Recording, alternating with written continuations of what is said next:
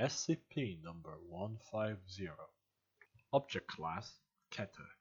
Special Containment Procedures. SCP-150 patients kept for study should be contained in Level 3 biohazard containment cells with no more than one instant per cell. Cultures of SCP-150 are contained in vacuum-sealed glass flasks in the Site-42 Infectious Materials Lab. Standard pathogen handling procedures should be followed at all times. Any instances of SCP-150 found outside of containment are to be incinerated. Description: SCP-150 is an obligate parasite that resembles the tongue-eating louse, the Cymothoa exigua, but is adapted to form conjunctive symbiotic relationships with humans for a period of its lifespan. Upon contact with a human subject, SCP-150 embeds itself deeply in the flesh of its host. Over the course of approximately 7 days, the parasite will burrow into the host and affect numerous psychological alterations. The most glaring alteration is the gradual conversion of the limb nearest the infection site into a chitinous appendage. As SCP-150 consumes the host's flesh, it excretes tissue that replaces and augments the functionality of the host limb without causing transplant rejection.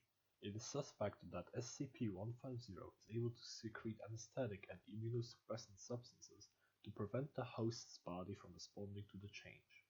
Furthermore, the nervous tissue excreted by SCP-150 is able to interface with the host nervous system. By the time the process is complete, the host will be able to control the affected limb with no loss of mobility and often with improved strength, reflexes, and resilience. For a period of 1 to 2 weeks, SCP-150 will reproduce, feeding on nutrients from and depositing eggs into assimilated blood vessels. The eggs are deposited throughout the human body via the bloodstream, while the vast majority of them die off, and enough survive to begin colonizing and altering the rest of the host's body. Though subjects report discomfort and occasional loss of motor control during this process, they will often not recognize the cause of said discomfort.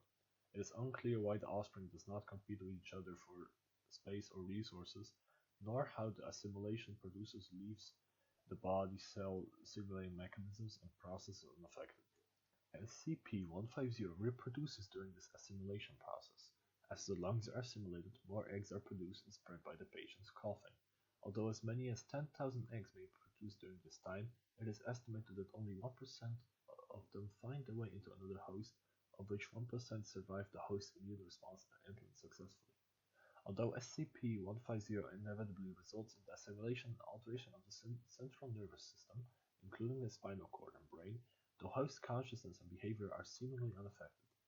Interviews with subjects affected by SCP-150 have yielded little information, as infected subjects unaware of SCP-150 claim to sense no changes or improvement in certain senses and faculties. While subjects aware of the infection are able to pinpoint the source of the change, they exhibit little to no negative feeling and often express positivity towards it. Addendum 150-E. Transcript of exploratory leukotomy and nervous tissue transformation experiments. 2 D-Class subjects, D13732 and D016002, were infected with SCP-150 and allowed to progress through all stages of the infection. In order to examine the full effect of the infection, exploratory neurosurgeries were performed on both subjects. D13732 was euthanized. His nervous tissue was found to be entirely replaced by smaller instances of SCP-150. The instances comprising his brain matter were extracted and stored for experimentation on D016002. The following decomposive cranially and leukotomy were performed by Dr. Harlan's son, Dr. Wendy Robin, Dr. Alex Harrow on D016002. A full transcript follows. Begin log 21:43 hours. D016002 is partially anesthetized to numb her during the initial drilling of the skull. The process is uneventful, though Harlow reports expecting less resistance from the skull when drilling into it and cutting a flap from it. Upon removing the flap of bone and exposing the dura mater, numerous smaller instances of SCP-150 are observed lying in the cranial cavity where the brain should be. Harlow reports this to Robin, who alerts Sun to begin the interview while she marks off areas of D016002 brain on a mapping projection. What is your name? Mako. Name something to sit in. Chair. What is the color of grass? Green. What is 1 plus 1? D016002 pauses for a moment. 2. We have marked off the approximate location of Wernick's area. Thank you, Doctor. Son, I will now extract some of the specimens from this area. Dr. Harm carefully takes an incision from dura mater and extracts some of the instances from the area using forceps. He places each instance into a glass vial, corks it, and places it on a nearby stand. Each instance appears to stir to life and begin wriggling only upon being removed.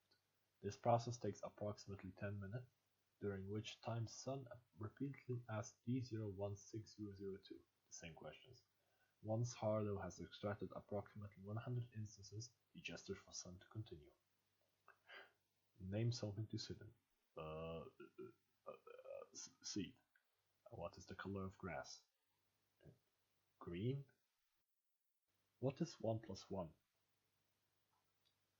2.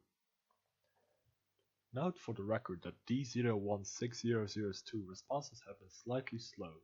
This indicates that the instances within her craval cavity are acting as neuron analogs, though it is unclear as how many neurons each instance is equivalent to.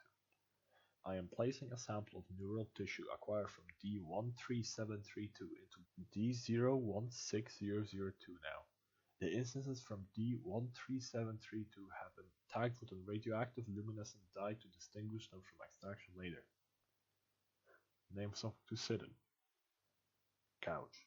What is the color of grass? Blue. What is 1 plus 1? 2. What is 10 times 11? 111. D016002 responses have returned to normal speed. This suggests that it's possible for 115 nerve tissues to be swapped freely between hosts of individuals without rejection. We will now begin the final procedure. D016002, you'll be given full general anesthetic.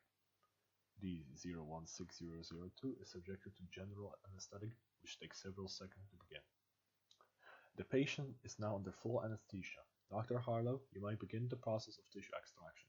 For this final procedure, we will be attempting to completely replace the brain tissue of D016002 with that of D13732. Previously, during the exploration of D13732 cranial cavity, Dr. Harlow and I observed that there are instances connecting the brain to a spinal cord were not secured in any way, and in fact seem to be switching positions with other instances in the brain. We will now be seeing how far this compatibility extends. There is silence for the next hour as Dr. Harlow, Sun, and Robin remove the top of D016002's skull and begin extracting her brain matter into a large glass container. Extraction complete. D016002 brain matter has been successfully removed. Dr. Harlow is now placing D13732's brain matter into D016002 exposed cranial activity. Heart rate steady. We have a pulse and breathing. Give it a minute.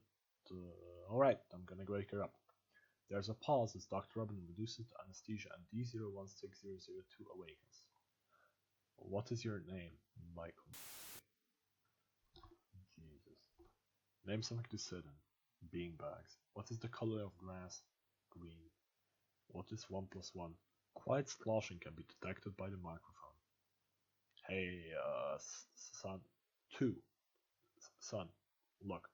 D016002's brain is shown to move of its own accord, subtly moving back and forth. Well, that's new. Do you feel any pain anywhere in your body? My chest is kind of heavy. Feels just the same otherwise. Good to hear. Now what? Hey, I usually feel pretty energetic even before surgeries, but I'm kind of tired right now. Lately, I've been exercising before I sleep, but since I can't hear, is it okay if I can just rest a little bit? Rest. Like 3-5 minutes. I can do that if it's okay. A small portion of top of D016002 brain parts before making a gurgling sound. After the portion closes, a section of D016002's brain retracts into itself rapidly. D016002 eyes close. That doesn't seem good. Dr. Robin steps away from the operation, making retching sounds as she leaves the room. D01... D13732. Are you okay? Yeah, I'm fine. Why do you ask?